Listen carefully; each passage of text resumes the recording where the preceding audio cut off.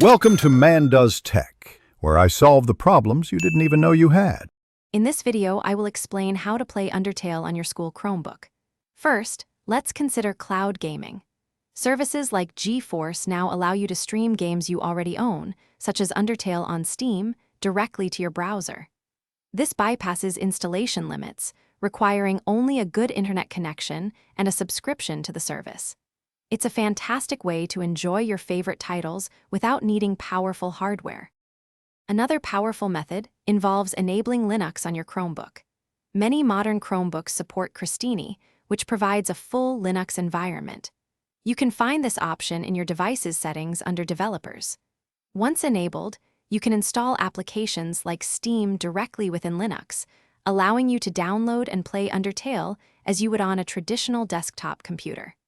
This offers more direct control over your gaming experience.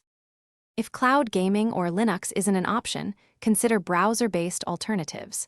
While a full official browser version of Undertale is unlikely, some fan projects or emulators might exist.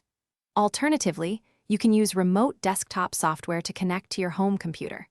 This streams your home PC's display to your Chromebook, letting you play Undertale remotely.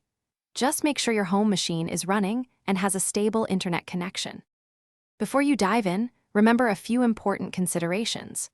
Always respect your school's IT policies regarding network usage and software installation. A fast and reliable internet connection is absolutely essential for smooth cloud gaming or remote play, ideally with download speeds of at least 15 megabits per second. Also, be aware that performance can vary, and you might experience some input lag, especially over Wi-Fi. Thanks for watching. If you found this helpful, don't forget to like and subscribe.